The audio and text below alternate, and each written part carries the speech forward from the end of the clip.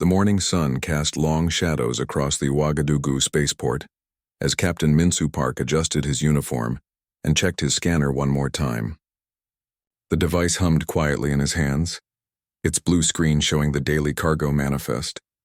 As a security officer for the Galactic Trade Commission, Minsu had seen many strange things pass through Earth's busiest spaceports. But today felt different. The spaceport buzzed with activity. Massive cargo ships from distant worlds landed and took off every few minutes.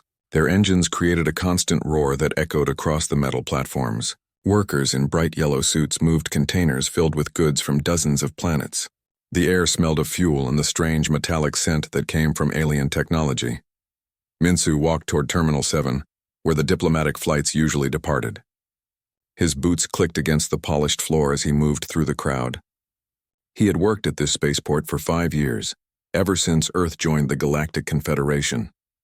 In that time, he had learned to spot trouble before it started. Today, something was wrong. He noticed the extra security first. Burkina Faso soldiers stood at every entrance, their weapons ready. Their faces were serious, more serious than usual. Minsu had seen these men before during routine inspections, but today they looked like they were preparing for war.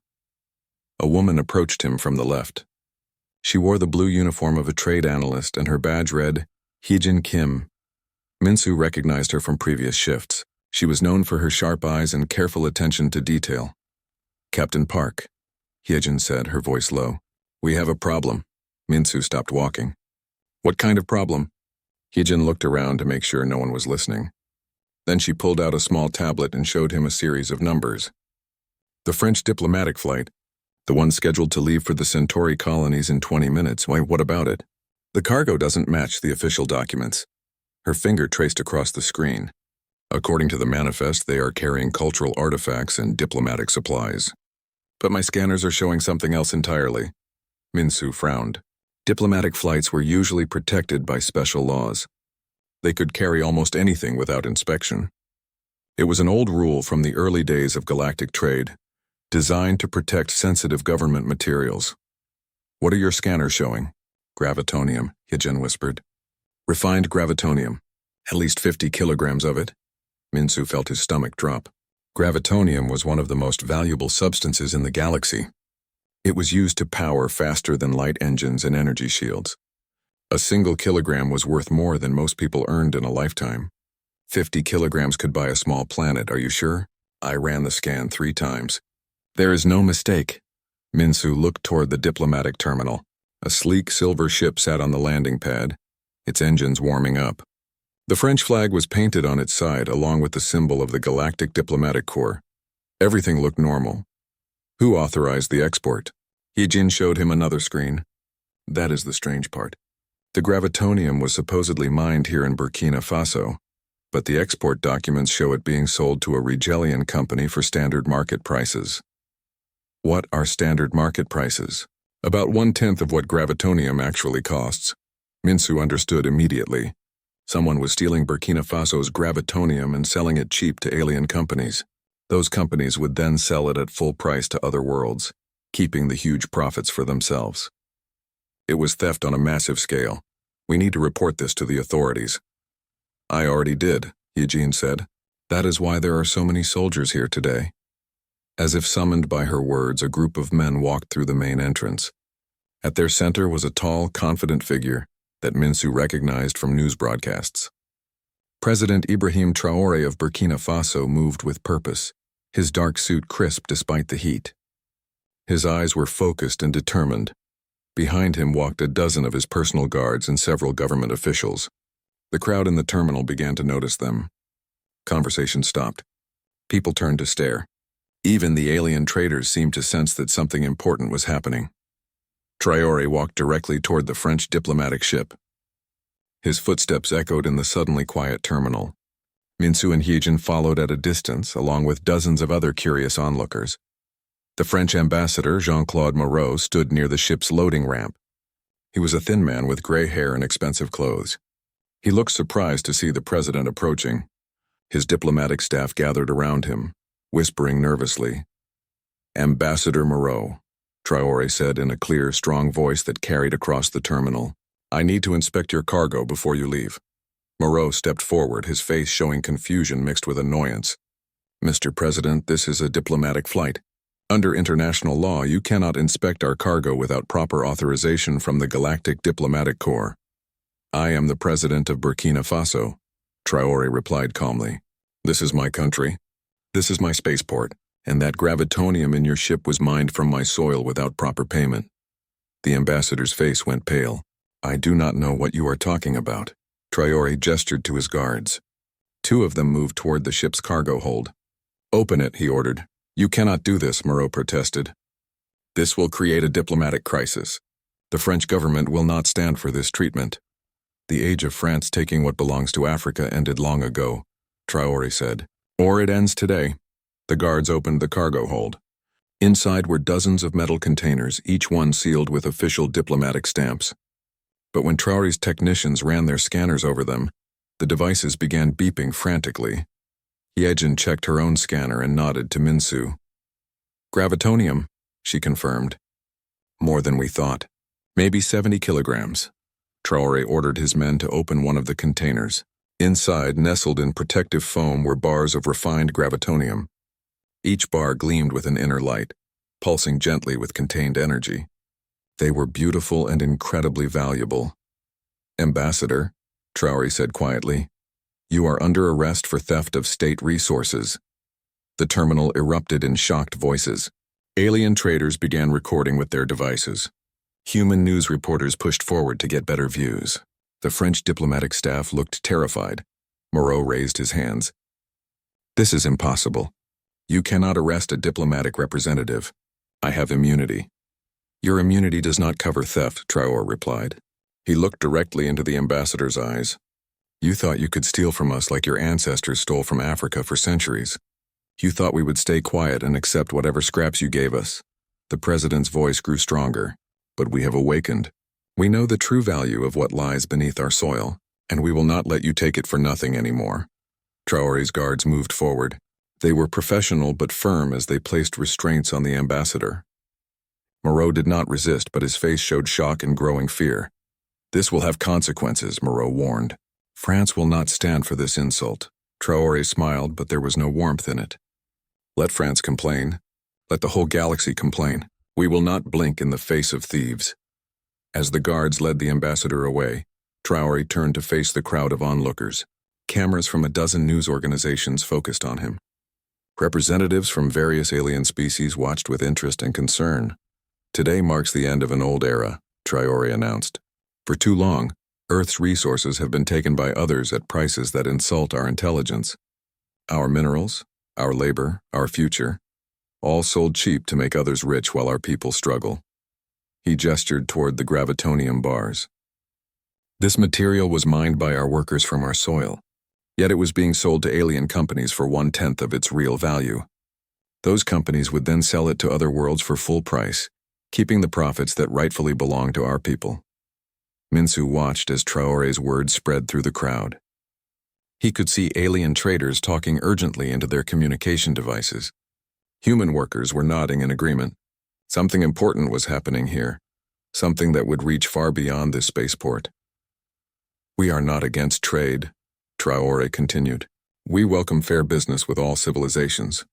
But we will no longer accept deals that treat us as children who do not understand the value of what we possess." The president looked directly into the cameras. "To all nations of Earth, to all human colonies across the galaxy, I say this. Know your worth. Demand fair payment for your resources, and never ever blink when facing those who would cheat you." As Traoré and his entourage left the terminal, Minsu turned to Hyejin. The trade analyst was staring at her scanner, but he could tell she was thinking about much more than gravitonium prices. "What happens now?" Minsu asked. Hyejin looked up at him. Her eyes were bright with possibility. "Now things get very interesting." Outside, the French diplomatic ship sat abandoned on the landing pad. Its cargo of stolen gravitonium had been seized. Its ambassador was in custody. And across the galaxy, the news was already spreading. The age of taking what belonged to humanity was over, and it had ended with a simple refusal to blink. 3 days after the arrest at Ouagadougou spaceport, the galaxy was talking. In the gleaming towers of New Geneva, Earth's capital, Dongwu Li sat in his office watching the news feeds with growing concern. As Earth's representative to the Galactic Council, he understood better than most how dangerous this situation could become. The holographic displays around his desk showed reaction from dozens of worlds. The Rigelian Commerce Guild had called an emergency meeting. The Andromedan Trade Federation was threatening sanctions. Even the peaceful Centaurians were demanding explanations. Dongwu rubbed his tired eyes. His communicator had been buzzing non-stop since the arrest. Every alien ambassador wanted answers. Every human colony governor wanted guidance. And he had very little of either to give. A soft knock interrupted his thoughts. His assistant Sujin Choi entered carrying a tablet and wearing the worried expression she had worn for 3 straight days. As a xenopolitical journalist before joining his staff, Sujin had contacts throughout the galaxy. Her information was usually more accurate than official reports. "Sir, we have a problem," she said, settling into the chair across from his desk. "Another one?" Dongwu asked wearily. "What now?" Sujin activated her tablet. The screen showed a complex chart filled with trade agreements, resource flows, and financial data. "I have been investigating the gravitonium theft, trying to understand how big this problem really is. And it is much worse than we thought." She touched the screen, highlighting various trade routes. The French gravitonium deal was not unique. "I found similar arrangements involving dozens of human colonies." Dongwu leaned forward. "What kind of arrangements?" "Systematic resource extraction at artificially low prices. The same pattern everywhere." Sujin's finger traced across the data. "Human colonies mine valuable materials.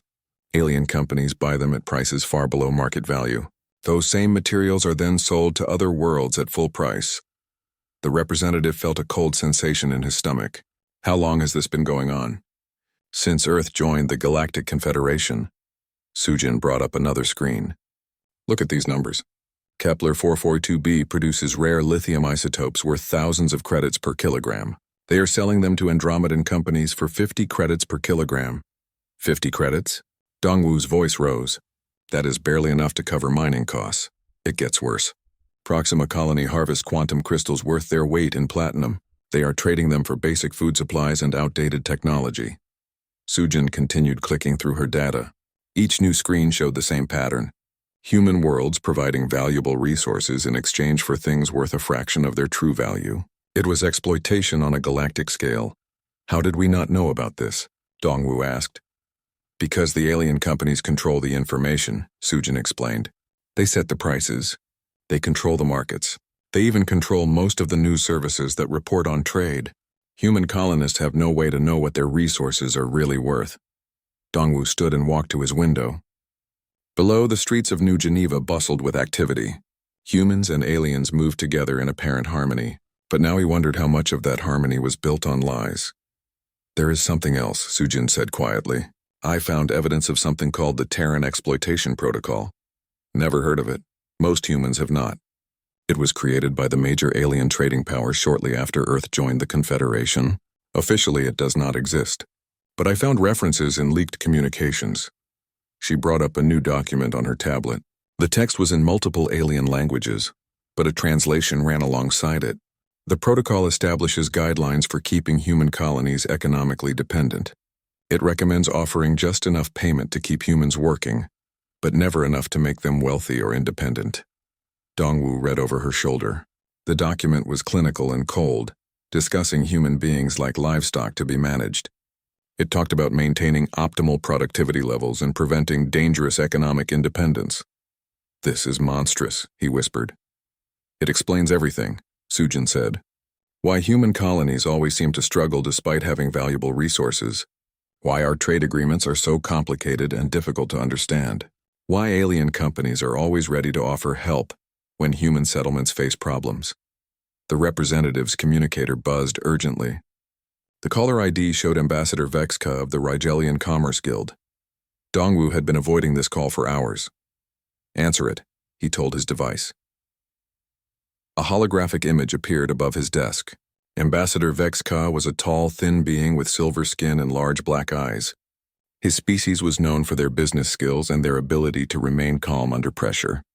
Today, however, he looked agitated. "Representative Lee," the alien said in accented English. We must discuss the Burkina Faso situation immediately. Good afternoon, Ambassador. How can I help you? Your President Traoré has created a serious diplomatic crisis. The arrest of Ambassador Moreau was completely unacceptable. The Rigelian Commerce Guild demands his immediate release and a formal apology. Dongwu chose his words carefully. Ambassador, if the French diplomat was carrying stolen resources, then President Traoré had every right to act. Stolen? Vexka's large eyes narrowed. The gravitonium was purchased through legitimate trade agreements. All proper documents were filed. At prices far below market value, Dongwu replied. That hardly seems legitimate. The alien ambassador paused. When he spoke again, his tone was colder. Representative Li, I think you misunderstand how galactic trade works. Prices are determined by supply, demand, and the sophistication of the sellers. If human colonies accept low prices, that reflects their own inexperience in galactic markets. Or it reflects deliberate manipulation by more experienced traders. Vexka's silver skin seemed to darken. That is a serious accusation. I hope you are not suggesting that Rigelian companies engage in unfair practices. I'm suggesting that Earth and her colonies deserve fair payment for their resources. Fair payment is whatever both parties agree to. The ambassador snapped. If humans sign contracts they do not understand, that is their responsibility. After the call ended, Dongwu sat in silence for several minutes. Sujin waited patiently, understanding that her boss was processing what they had learned. Finally, he spoke. How many human worlds are affected by these unfair trade deals? All of them, Sujin replied simply. Every human colony I investigated shows the same pattern. They are all being systematically cheated. And if Traoré's actions inspire other human leaders to demand better terms, the alien trading powers would lose trillions of credits in profits. They will do everything they can to stop that from happening. As if summoned by her words, another communication arrived. This one was from Colonel Jaewon Kim, administrator of the human colony on Kepler 442b. His image appeared as a smaller hologram beside Dongwu's desk. Representative Li, Jaewon said urgently, I need to report unusual activity in my sector. Andromedan ships have been gathering near our system for the past 2 days. They claim it is a routine patrol, but I count at least 50 vessels. Dongwu felt his chest tighten. 50 ships? That is not a patrol. That is a fleet. Yes, sir. And they are demanding that we honor our lithium export contracts. They want us to double our production quota and they want it immediately. What did you tell them? Jaewon's face was grim. I told them I would review our agreements first. After seeing the news about President Traoré, I decided to actually read our contracts. Sir, we are being robbed blind. Can you resist their demands? For now. But if they decide to take the lithium by force, we cannot stop them. We have a security force of 200 people. They have enough ships to level our entire colony. After ending the call, Dongwu turned to Sujin. Get me a secure line to President Traoré and start contacting every human colony governor. I think we need to have a very serious conversation. About what? About whether we are going to stand together or watch the alien powers pick us off one by one. Meanwhile, on a cargo ship traveling between star systems, Captain Taeyang was having his own moment of revelation. His vessel carried supplies between human colonies, a job that kept him traveling constantly, but gave him a unique perspective on human settlement patterns.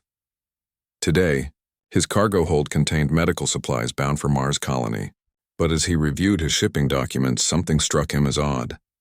The medicines had been manufactured on Earth, shipped to a Centaurian medical company, then sold back to Mars colony at triple the original price. Taeyang pulled up his trade records from the past year. The pattern was everywhere.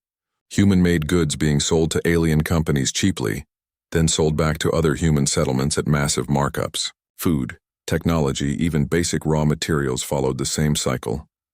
His communication system chimed with an incoming message. The sender was Nari Song, a military strategist he had met during his service in the Colonial Defense Force. Her message was brief but urgent. Taeyang, we need to talk. Something big is happening. The alien powers are mobilizing. Human colonies are being threatened. President Traoré may have started something we cannot stop. As Taeyang adjusted his course toward the coordinates Nari had provided, he thought about the gravitonium theft and what it represented. For years, humans had accepted that they were junior partners in galactic civilization. They had believed that alien species were more advanced, more sophisticated, more deserving of the galaxy's wealth. But what if they were wrong? What if humans were not junior partners but victims? What if the entire structure of galactic trade was designed to keep humanity weak and dependent? The questions troubled him as he flew through the darkness between stars. Behind him, his cargo hold carried medicines that should have gone directly from Earth to Mars. Instead, they had taken a detour through alien space, allowing non-human companies to profit from human suffering. President Traoré had refused to accept that arrangement. He had looked at a powerful alien diplomat and said no. He had not blinked when faced with threats and consequences. Now the question was whether the rest of humanity would follow his example, or whether they would continue to accept scraps while others grew rich from human labor. In the depths of space, Taeyang made his decision. When he reached his destination, he would join whatever movement Nari Song was organizing. It was time for humans to stop accepting unfair deals. It was time to refuse to blink. The emergency meeting took place in the asteroid belt between Mars and Jupiter. Colonel Jaewon Kim guided his shuttle toward a massive mining station that had been abandoned for decades. The old facility provided perfect cover for what was about to happen. Inside the station's central chamber, holographic projectors created a virtual meeting space. Representatives from 37 human colonies appeared as blue-tinted images around a circular table. At the head of the table sat President Ibrahim Traoré. Broadcasting from his office in Burkina Faso, Jaewon took his seat among the other colony administrators. The faces around him showed a mixture of anger, fear, and determination. These were people who had spent years following alien trade rules without question. Now they were questioning everything. "Friends," Traoré began, his voice carrying easily through the chamber. "1 week ago, I arrested a thief at my spaceport.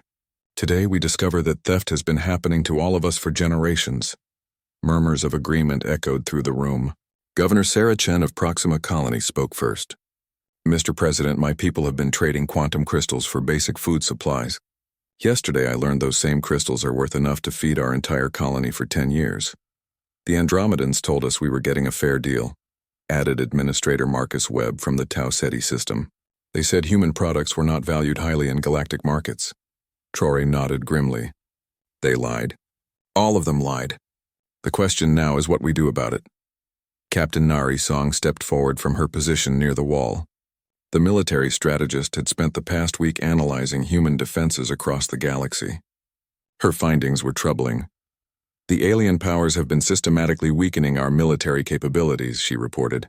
"Every trade agreement includes clauses limiting our weapons technology. We are allowed only basic defensive systems while they maintain advanced fleets." She activated a holographic display showing ship counts across human space. "The Rigelian Commerce Guild alone has more warships than all human colonies combined. If they decide to use force, we cannot win through traditional military action. Then what do you suggest?" asked Governor Kim from the Europa mining platform. Nari smiled, but it was not a happy expression.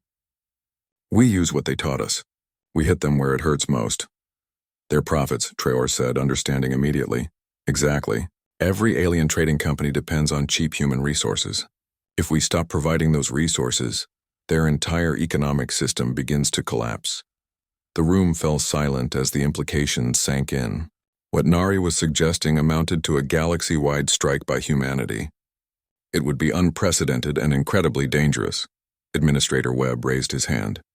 "The Centaurians have threatened to cut off our food imports if we do not meet our crystal quotas. My people will starve." "No, they will not," Traoré replied firmly. "We will share our resources among ourselves. Earth has enough food to supply a dozen colonies. Kepler 442b has enough lithium to power every human settlement. We have everything we need if we work together." Over the next 2 hours, they planned what would become known as the Great Awakening. Every human colony would simultaneously declare independence from unfair trade agreements. They would cease all exports to alien companies and begin trading only among themselves at fair prices. It was a massive gamble, but the alternative was continued exploitation. The plan went into effect exactly 72 hours later. On Kepler 442b, Colonel Jaewon Kim stood before the Andromedan Overseer facility, with 200 armed colonists behind him. The building was a gleaming metal, structure that had controlled lithium mining operations for 15 years. This facility is now under human authority, he announced. To the surprised Andromedan workers inside, you have 1 hour to gather your personal belongings and leave our world. The Andromedan supervisor, a tall being with blue skin and multiple arms, stepped forward angrily. You cannot do this. We have legal contracts. Contracts signed under false pretenses, J1 replied. Contracts that steal from my people. Those contracts are now void. The Andromedan Trade Federation will not stand for this theft. J1 almost laughed. Theft? You have been paying us 50 credits for lithium worth thousands. You call us thieves? Similar scenes played out across human space. On Proxima Colony, quantum crystal mines were seized. On Titan, rare metal extraction facilities came under human control. On Wolf 359, agricultural exports to alien worlds stopped immediately. The reaction was swift and furious. Within 6 hours, alien fleets were moving toward human colonies. The Rigelian Commerce Guild dispatched 50 warships toward Proxima. The Andromedan Trade Federation sent a battle group to Kepler 442b. Even the normally peaceful Centaurians mobilized their defense forces, but they faced an unexpected problem. Captain Taeyang sat in his cargo ship's command center, watching the alien fleet approaching Kepler 442b. His vessel was small and lightly armed, but it was not alone. Around him flew dozens of other human cargo ships, passenger transports, and even civilian pleasure craft. This is Captain O to all human vessels. He broadcast on an open channel. Remember, we are not here to fight. We are here to bear witness. The human ships formed a defensive screen around Kepler 442b. They were vastly outgunned by the approaching Andromedan fleet, but they had something more important than weapons. They had the attention of the entire galaxy. News services from hundreds of worlds were broadcasting live coverage of the confrontation. Alien citizens watched as their government's warships prepared to attack what appeared to be defenseless human settlements. The optics were terrible for the alien powers. Admiral Vex Throne of the Andromedan fleet opened a communication channel to the colony. Human settlement, you will return control of the lithium facilities immediately or face the consequences. Colonel Jaewon Kim's response was broadcast across the galaxy. Admiral, we will not return stolen property to thieves. We will not continue to accept payment of 50 credits for materials worth thousands, and we will not be intimidated by threats. Then you have chosen war? No. Jaewon replied calmly. We have chosen dignity. The standoff continued for 18 tense hours. The alien fleets held position just outside the human colonies, weapons armed and ready. The human defenders waited, recording everything, transmitting constantly to news networks across the galaxy. On Earth, President Traoré held another press conference. This time, representatives from news services across dozens of worlds attended. The questions came fast and aggressive. Mr. President, called a Rigelian reporter, do you take responsibility for this crisis? I take responsibility for ending centuries of theft, Traoré replied. If that creates a crisis for those who profit from theft, then so be it. The alien trading companies say humans signed these contracts willingly. Traoré activated a holographic display showing contract terms in dozens of alien languages. These contracts were written in languages most humans cannot read. They contained terms that were deliberately hidden or misrepresented. That is not willing agreement. That is fraud. A Centaurian journalist raised her hand. What is your response to claims that humans are not capable of managing galactic trade independently? The same response my ancestors gave to similar claims, Traoré said firmly. Watch us. As news of the standoff spread, something unexpected happened. Public opinion across the galaxy began to shift. Alien citizens who had been told that humans were primitive partners in galactic trade began to see the true situation. They saw their governments threatening violence against beings who simply wanted fair payment for their work. On Rigel Prime, massive protests erupted outside government buildings. Rigelian citizens demanded an end to their government's exploitative trade practices. On Andromeda Central, workers went on strike rather than support military action against human colonies. The alien powers found themselves facing opposition not just from humans, but from their own people. Arjuna Kang, a xenobiologist working on Europa, made another crucial discovery during this period. While analyzing human genetic samples for a completely different project, she noticed something remarkable. Human DNA contained adaptations that no other known species possessed. Humans could survive in a wider range of environments, adapt to different atmospheric conditions, and resist radiation levels that would kill most aliens. More importantly, human brains showed unique neural pathways that enabled rapid learning and creative problem-solving. "We are not the primitive species they told us we were," she reported to the Emergency Council. "If anything, humans are more adaptable than any known alien species. They have been suppressing this information to maintain the illusion of their superiority." The revelation spread quickly through human settlements. The species that had been told they were lucky to be included in galactic civilization were actually one of the most capable species in the galaxy. As the standoff entered its second day, cracks began to appear in the alien alliance. The Centaurians withdrew their fleet first, citing pressure from their own citizens. Several smaller trading powers followed suit, but the Rigelians and Andromedans held firm. Their fleets remained in position, weapons ready, waiting for the humans to back down. They would wait a very long time. On Kepler 442b, Colonel Jae-won Kim stood in the colony's command center, watching the alien ships on his displays. His communication officer reported constant messages from the Andromedan fleet demanding surrender. "Sir," the officer asked, "what should I tell them?" Jae-won thought of President Traoré's words at the spaceport, about refusing to blink in the face of those who would steal from humanity, about the end of an old era and the beginning of something new. "Tell them," he said quietly, "that we are not blinking." The message went out on all frequencies, broadcast to every corner of human space and beyond. 3 simple words that would change the course of galactic history. "We are not blinking." Captain Taiyang O maneuvered his cargo ship through the asteroid field with practiced ease. His hold was empty now, but his mission was more important than any cargo he had ever carried. Hidden in his navigation computer were encrypted messages from human colonies across the galaxy, all destined for one place: Burkina Faso. The messages contained more than just words. They held shipping routes, resource inventories, defensive capabilities, and most importantly, promises of support. President Traoré had become the unofficial leader of humanity's resistance, and every human settlement wanted to join his cause. Taeyang's ship emerged from hyperspace near Earth's outer defense perimeter.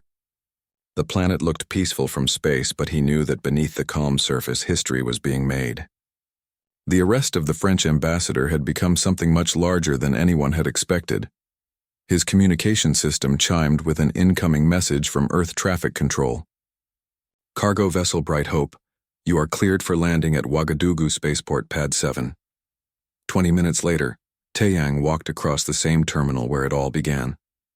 The spaceport had changed dramatically in the past 2 weeks. Human security forces had replaced the international peacekeepers. Large displays showed news feeds from across the galaxy, all focused on the growing crisis between humanity and the alien trading powers. President Traoré's office was located in a building adjacent to the spaceport. Taeyang had expected heavy security, but the guards simply nodded and waved him through after checking his identification. The informality surprised him until he remembered that this was how human leaders had always operated, before they learned to fear alien disapproval. The president sat behind a simple desk, reading reports from a dozen different colonies.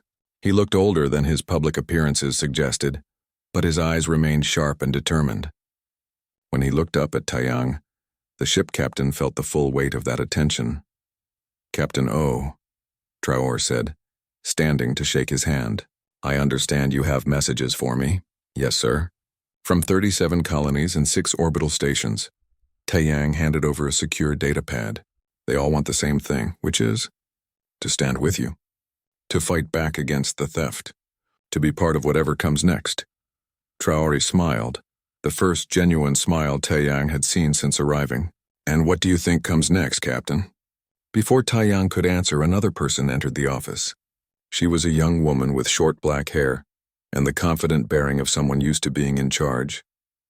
Her uniform identified her as a communications specialist. "Mr. President," she said urgently, "Dr. Yuna Kang is requesting an emergency video conference. She says she has discovered something that changes everything." Minutes later, the office filled with a holographic projection of Europa's research station. Dr. Kang appeared as a blue-tinted figure standing beside a complex genetic analysis display. President Traoré, she began without preamble. I have been analyzing human genetic data for the past week, trying to understand why alien species have consistently claimed we are inferior. What I found contradicts everything we have been told about human capabilities. She activated her display, showing DNA sequences and neural pathway maps. Human beings possess genetic adaptations that are unique in the known galaxy. We can survive in environments that would kill most alien species. Our brains process information in ways that allow for rapid adaptation and creative problem-solving. Traoré leaned forward. What does this mean, practically speaking? It means humans are not the junior partners in galactic civilization. We may actually be the most adaptable and capable species in the galaxy. The alien trading powers have been deliberately suppressing this information to maintain their economic advantage. Taeyang felt a chill run down his spine. They have been lying to us about everything. Worse, Dr. Kang continued. I found evidence that they have been actively working to limit human development. The trade agreements that keep our colonies poor also prevent us from advancing technologically. They want us dependent and weak. After the call ended, Traoré sat in silence for several minutes. Finally, he turned to his communications specialist. Hijin, I need you to establish secure contact with every human leader in the galaxy. Not just colony governors, but ship captains, station commanders, anyone with authority over human lives. What should I tell them, sir? Tell them it is time to choose. They can continue accepting alien lies and alien charity, or they can join us in claiming humanity's rightful place in the galaxy. Over the next 48 hours, responses poured in from across human space. The pattern was consistent. Humans everywhere were ready to fight back against generations of exploitation. But the alien powers were not sitting idle. On the French island of Corsica, General Henri Dubois received orders from Paris that made him question everything he had believed about his country's role in the world. The orders were simple: prepare for military intervention in Burkina Faso.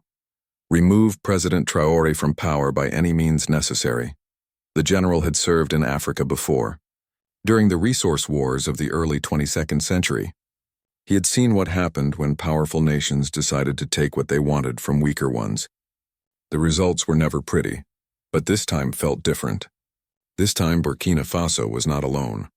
Intelligence reports indicated that human colonies across the galaxy were coordinating their actions. Military advisors from dozens of worlds were sharing information and resources. Even more troubling, they appeared to be using captured alien technology to enhance their defenses. Sir, his aide reported, satellite imagery shows unusual activity around Ouagadougou. New defensive installations have appeared overnight. General Dubois studied the images. The installations looked like nothing in any human military database. Their design was clearly alien in origin, but they had been modified with human engineering principles. Where did they get this technology? We believe it came from the sea's diplomatic cargo, sir. The gravitonium theft provided access to advanced alien systems. The general made a decision that would haunt French military planners for generations. Signal Paris. Tell them that military intervention is no longer a viable option. The Africans have advanced defenses now. Sir, the president will not accept that answer. Then the president will have to accept the consequences of his policies. Similar conversations were taking place in capitals across Earth. The major powers that had grown wealthy from African resources suddenly found themselves facing a continent armed with alien technology and backed by human colonies across the galaxy. In Beijing, Chinese military planners discovered that their investments in Martian mining operations were now worthless. The Martian colonists had seized control of all extraction facilities and were refusing to honor contracts signed under the old system. In London, British financial markets crashed as investors realized that their portfolios were built on trade agreements that no longer existed. The empire that had once extracted wealth from every continent on Earth now faced the same treatment from its former victims. But the real crisis was developing in space. Admiral Sarah Chen of the Proxima Defense Force stood on the bridge of her flagship, watching alien battle fleets gather at the edge of her system.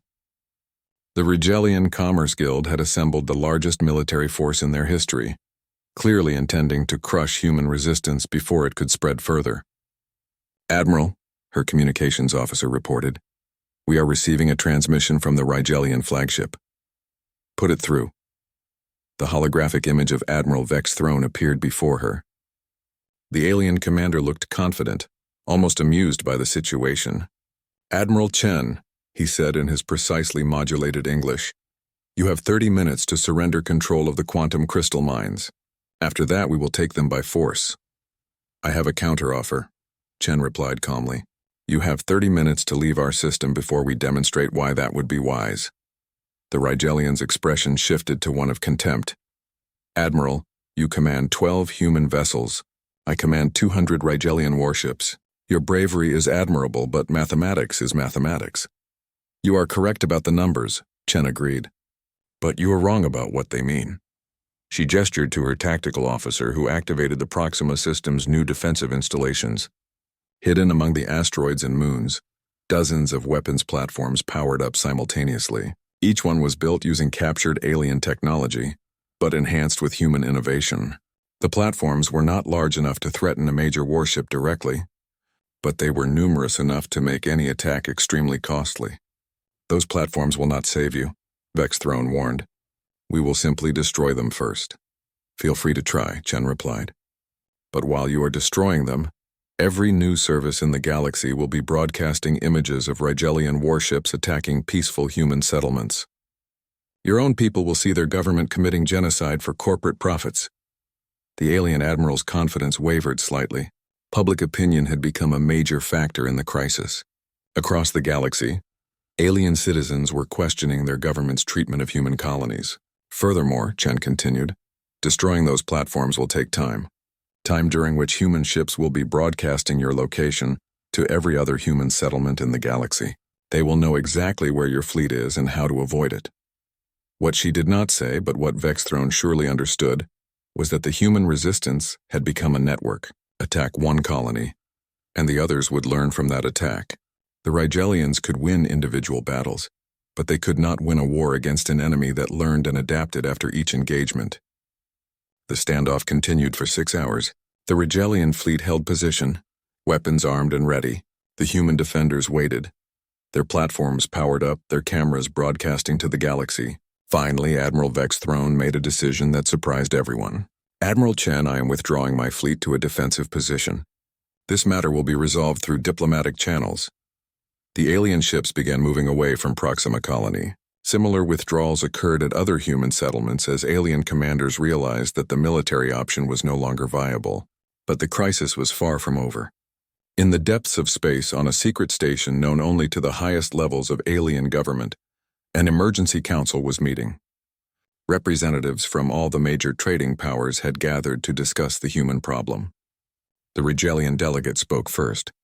The humans have become too organized, too resistant to conventional pressure. We need a new approach. What do you suggest? Asked the Andromedan representative. Economic warfare. Cut off all trade with human settlements. Block their access to galactic markets. Force them to submit through starvation and isolation. That will take years, objected the Centaurian delegate. Our own economies depend on human resources. We cannot simply cut ourselves off from 30% of galactic production. Then we find another solution, the Rigelian said coldly, because the alternative is accepting that humans are our equals, and that is unacceptable. The meeting continued through the night, but no consensus emerged. The alien powers had built their entire economic system on human exploitation. Changing that system would require admitting centuries of wrongdoing and accepting massive financial losses. As the delegates argued among themselves, President Traoré was holding his own meeting on Earth. The participants included every major human leader in the galaxy, all connected through the secure communications network that Captain Taeyang and others had helped establish. Friends, Traoré began, we have won the first battle.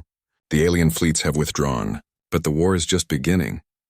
The image of Colonel Jaewon Kim appeared among the holograms. Mr. President, what do we do next? They will not simply accept this situation permanently. No, they will not, Traoré agreed, which is why we must be prepared for the next phase. Economic warfare, political pressure, attempts to divide us against each other. How do we resist that? Traoré smiled. The same way we have resisted everything else. We stand together. We refuse to blink, and we show the galaxy what humanity can accomplish when we are truly free.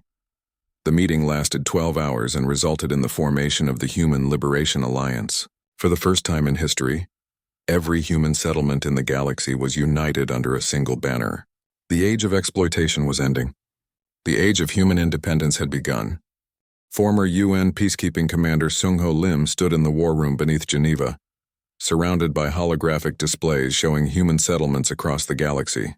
2 months had passed since the formation of the Human Liberation Alliance, and the situation had grown more complex with each passing day.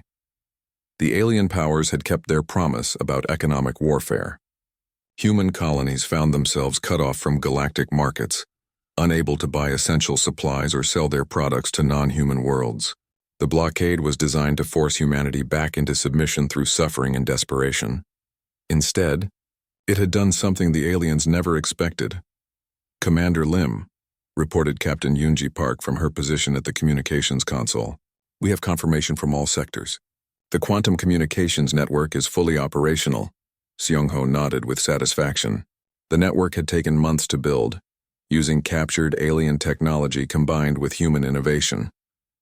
It connected every human settlement in the galaxy through instantaneous, unhackable communication links. The aliens could no longer isolate human colonies or spread disinformation about the resistance. What is the status of Operation Unity? He asked. Yoonji brought up a new display showing resource flows between human worlds. Better than we hoped, sir. Earth is providing food supplies to 12 colonies. Kepler 442b is sharing lithium with 6 settlements. Proxima Colony is distributing quantum crystals to mining operations across 3 sectors. The economic blockade had forced humanity to become self-sufficient, and the results were remarkable. Without alien middlemen taking massive profits, human colonies were actually more prosperous than they had been under the old system. But prosperity was not enough. The alien powers were preparing for war. Intelligence reports indicated that the Rigelian Commerce Guild, the Andromedan Trade Federation, and 6 smaller alien nations had formed their own alliance. They called themselves the Galactic Stability Council, and their stated goal was to restore order to the galaxy by any means necessary. Sir, called Lieutenant Min-Soo Park from the intelligence station, we are receiving priority communications from multiple sectors. The alien fleets are moving. Sung-Ho moved to the main display. Red markers appeared across the galaxy, showing the positions of hostile alien fleets. There were hundreds of them, representing the largest military mobilization in galactic history. How long before they reach human settlements? First contact in 18 hours, Min-Soo reported. They are targeting our most important colonies simultaneously. This was it. The moment every human leader had been preparing for since President Traoré's first act of defiance. The aliens were done with economic pressure and diplomatic threats. They were coming to take what they wanted by force. Send the signal, Sung-Ho ordered. Operation Defiance is now active. Across the galaxy, the message reached human colonies within seconds.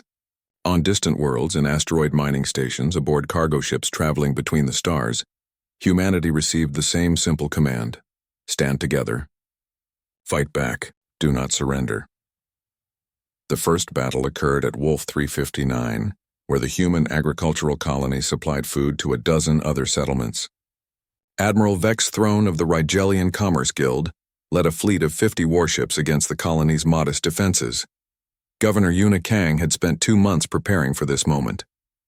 The orbital farms that fed human colonies across the sector were protected by a network of defensive platforms, early warning systems, and something the Rigelians had not expected: coordination.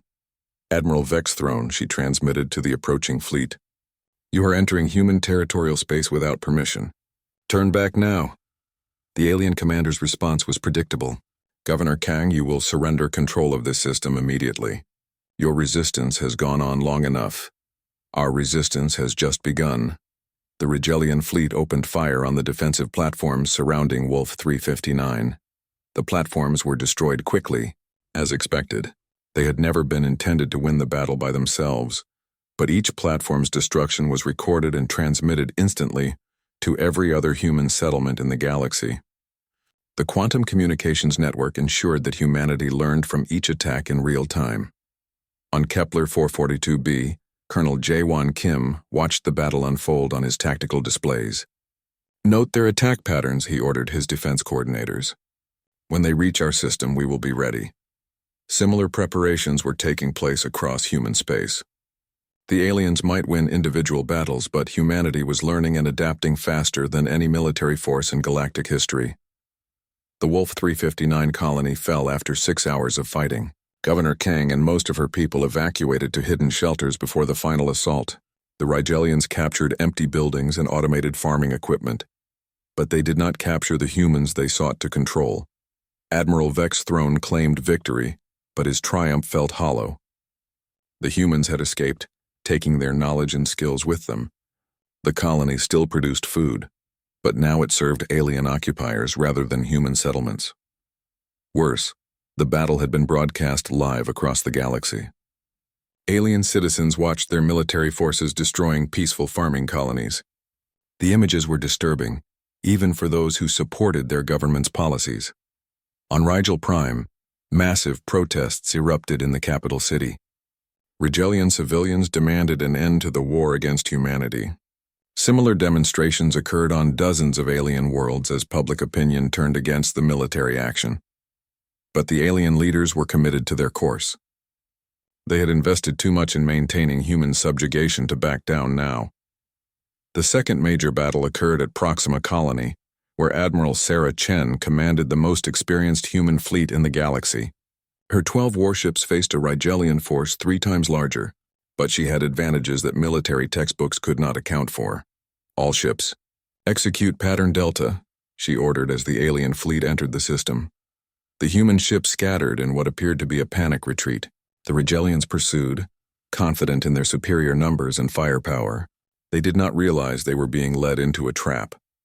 Hidden among the asteroids of the Proxima system were dozens of automated defense drones, each one equipped with quantum crystal power sources and alien-derived weapons technology. The drones had been built using techniques shared by every human settlement in the galaxy, representing the combined knowledge of an entire species. When the Rigelian ships reached the asteroid field, the drones activated simultaneously. The ensuing battle lasted only 20 minutes, but it changed the course of galactic history. 15 Rigelian warships were destroyed.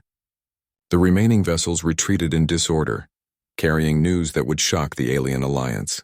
Humanity was not the primitive, easily defeated species they had expected. The victories at Proxima Colony inspired human resistance across the galaxy.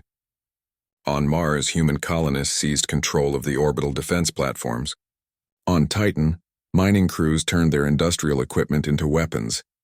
On a dozen smaller settlements, humans who had never thought of themselves as soldiers began to fight back against their oppressors.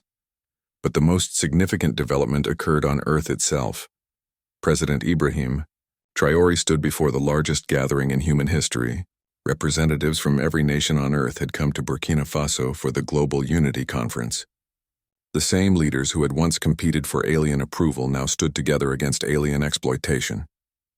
"My friends," Traoré began, his voice carrying to billions of people across the planet, "6 months ago I arrested a thief at an airport.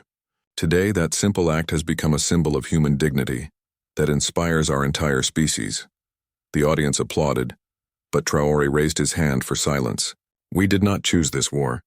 We simply chose to stop being victims. We chose to demand fair payment for our work and fair treatment for our people." He gestured toward the displays showing human colonies across the galaxy. "Look what we have accomplished in just a few months. When forced to work together, humanity has become stronger than any alien power imagined possible." The conference resulted in the Earth Unification Accord, an agreement that formally dissolved the old national boundaries and created a single human government. For the first time in history, Earth spoke with one voice. That voice belonged to Ibrahim Traoré, who was elected as the first president of United Earth by unanimous consent. The alien reaction was swift and desperate. Unable to defeat human forces through conventional warfare, the Galactic Stability Council authorized the use of planet-killing weapons against human colonies. The order came too late. Captain Unji Park's quantum communications network had been monitoring alien military communications for weeks. The moment the authorization was transmitted, every human settlement in the galaxy received advance warning. More importantly, The communications were intercepted and broadcast on every major news network across alien space. Alien citizens learned that their governments were preparing to commit genocide rather than accept fair treatment for humans. The public outcry was immediate and overwhelming. On Rigel Prime, Andromedan Central, and dozens of other alien worlds, massive demonstrations demanded an end to the war. Several alien governments fell within days as their own people refused to support genocide. The Galactic Stability Council found itself fighting not just humans but their own citizens as well. In desperation, the remaining alien leaders decided to attack Earth directly. If they could decapitate the human resistance by destroying its leadership, they might still salvage their empire of exploitation. A combined alien fleet of over 300 warships set course for Earth. It was the largest military force ever assembled in galactic history, powerful enough to destroy entire star systems. President Traoré received the news calmly. How long before they arrive? He asked his military advisors. 72 hours, Commander Lim reported. Then we have 72 hours to show the galaxy what united humanity can accomplish. The next 3 days would determine the future of human civilization. And somewhere in the depths of space, an alien fleet was about to discover that humanity's greatest strength was not their weapons or their technology.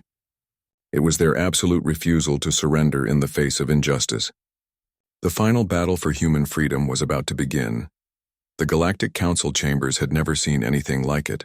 For centuries, the Grand Circular Hall had been a place where powerful alien civilizations decided the fate of lesser species. Today, it was packed with representatives from across the galaxy, all waiting to witness something unprecedented. At the center of the chamber sat Won-Ho Kim, the newly elected Prime Minister of Earth. Beside him was President Ibrahim Traoré, the man whose simple act of defiance had changed the course of galactic history. Their presence here represented the complete transformation of humanity's role in the galaxy. 6 months had passed since the Battle of Earth, the final confrontation that ended the Galactic War. The alien fleet that had come to destroy human civilization had instead found itself facing a united defense that spanned the entire solar system. Human ships, alien defectors, and automated defense networks had turned Earth into an impregnable fortress. More importantly, the battle had been broadcast live across the galaxy. Billions of alien citizens watched their government's warships attacking the cradle of human civilization. The images of Earth's children sheltering in underground bunkers while alien weapons rained down from space had turned public opinion decisively against the war. The conflict ended not with Earth's surrender, but with the collapse of the Galactic Stability Council. Revolutionary movements swept across alien worlds as their people demanded new leadership and new policies toward humanity. Now, those new leaders sat in the council chambers, waiting to negotiate humanity's place in a transformed galaxy. Prime Minister Kim stood to address the assembly.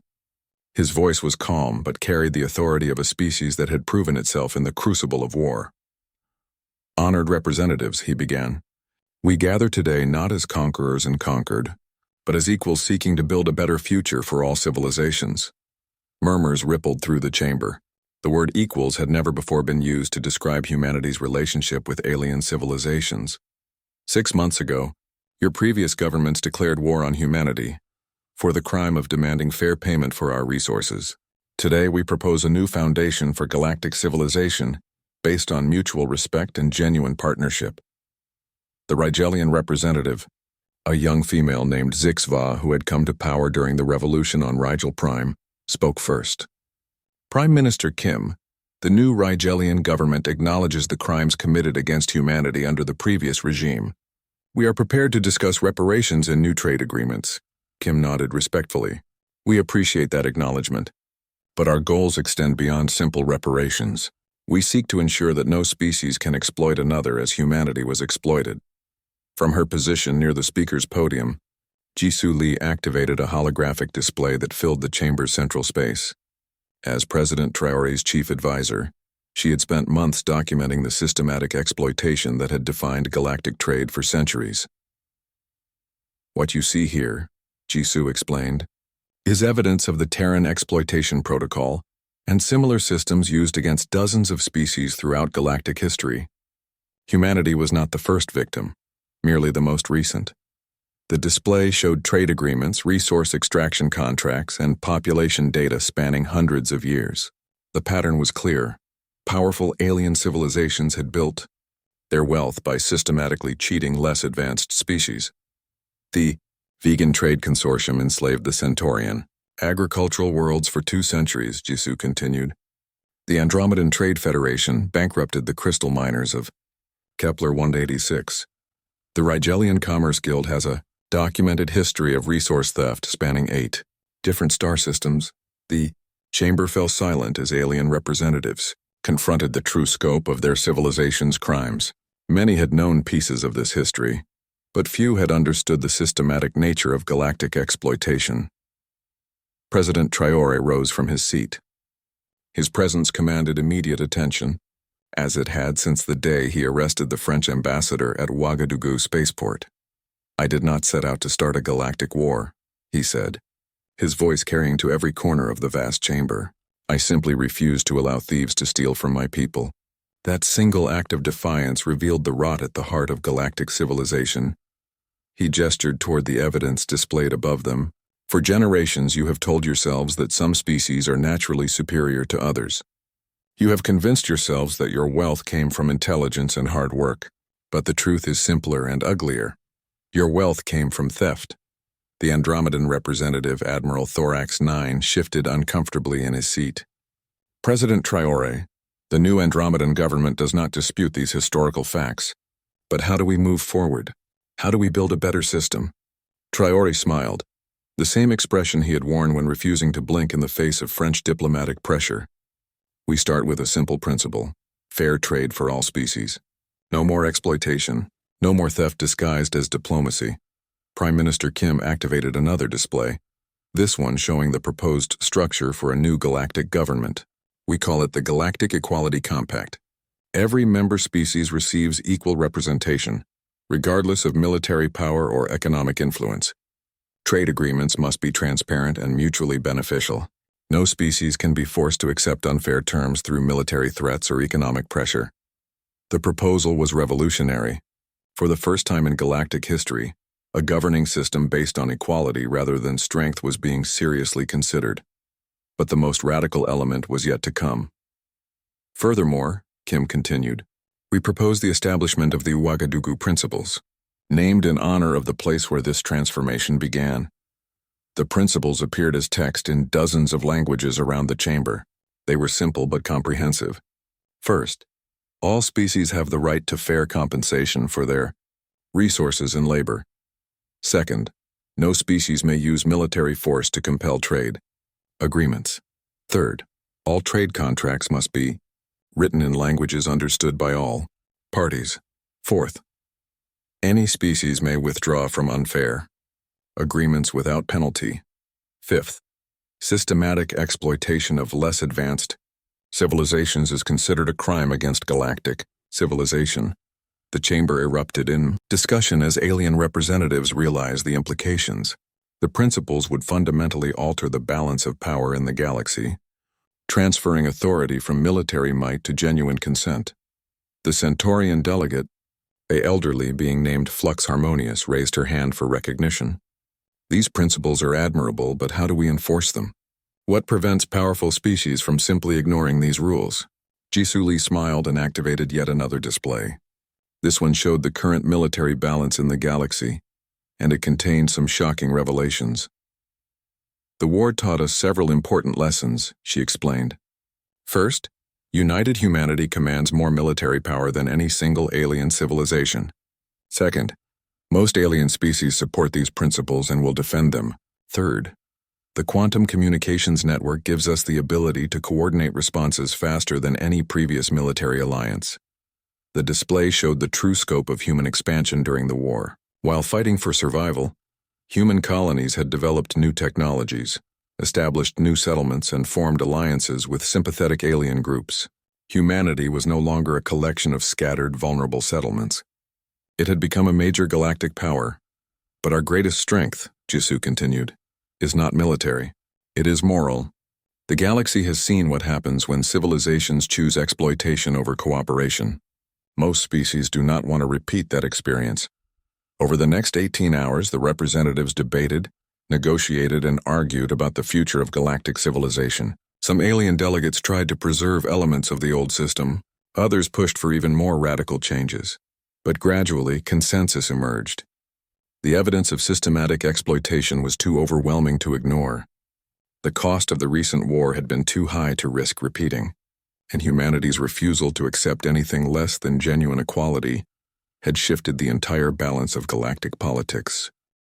When the vote finally came, the Galactic Equality Compact passed by an overwhelming majority. Only 3 alien civilizations voted against it, and 2 of those changed their votes within hours as their own citizens demanded support for the new system. The Ouagadougou Principles became the foundation of galactic law. The old trading empires were dismantled and replaced with genuinely fair partnerships. Reparations flowed to previously exploited species, funded by the massive profits that alien corporations had accumulated through centuries of theft. But perhaps the most significant change was cultural rather than political. Dr. Yuna Kang, now serving as Earth's chief science advisor, presented her final report on human genetic capabilities to the Galactic Science Council. Her findings were broadcast across the galaxy, reaching billions of alien citizens who had been told that humans were primitive and inferior. Human beings, she announced, possess a unique combination of genetic adaptability, intellectual flexibility, and social cooperation that makes them ideally suited for galactic civilization. They are not the junior partners you were told they were. They may actually be the most capable species in the galaxy. The revelation transformed how alien species viewed humanity. The beings they had dismissed as primitive were revealed to be remarkably advanced. The species they had exploited for generations was actually more adaptable than their own. 3 years after President Traoré's arrest of the French ambassador, the galaxy had been completely transformed. Human colonies thrived under fair trade agreements. Former victims of exploitation became partners in interstellar commerce. The wealth that had once flowed only to a few powerful species now benefited civilizations across the galaxy.